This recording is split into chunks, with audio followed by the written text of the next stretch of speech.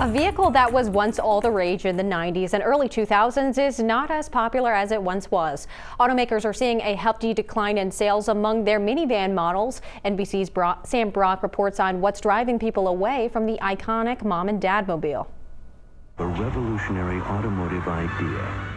Ever since the minivan became part of the American lexicon in the 1980s, Powerful new reason why the pride is back. it's undergone all kinds of reboots, from family-friendly Can you take Timmy to tuba practice? to flush with features, It is a leather-trimmed interior. to even, dare we say, quasi-cool.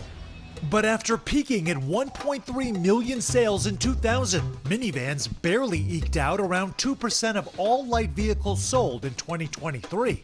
And the dozen or so car makers once producing them have now shrunk to just 4.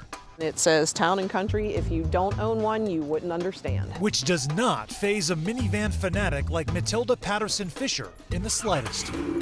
This is not your mom's minivan. Her 2011 Blackberry pearl-colored town and country, named Baby, is her treasure.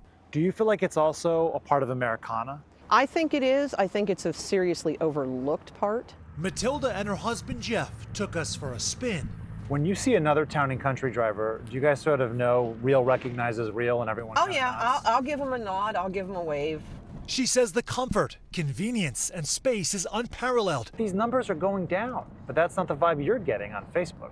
Not on Facebook and the car shows, because we are showing up to the car shows. Yeah.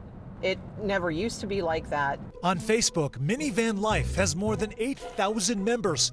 Chrysler Town and Country owners, 11,000. And van culture community, almost 50,000. Even millennial dads, like 37-year-old Jesse Perry, are digging what minivans are bringing to the table. Honestly, I see the minivan as kind of the perfect vehicle. He says it's a much more reasonable price tag than many SUVs.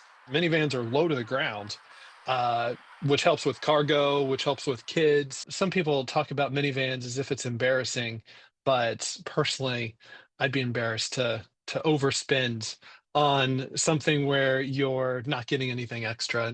And somewhere between the car you really want and the red Corvette that you get when you're in your midlife crisis was the minivan. Professor Robert Thompson at Syracuse's Newhouse School of Public Communications, he says with the advent of SUVs and crossovers, their appeal for many has changed. I see the SUV and the crossover for many, many people more of an evolution of the minivan than the minivan is dead.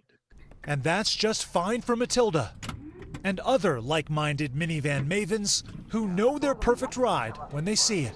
Do you think you will be driving a minivan until the day that you die? Most likely. Sam Brock, NBC News, Lancaster, Pennsylvania.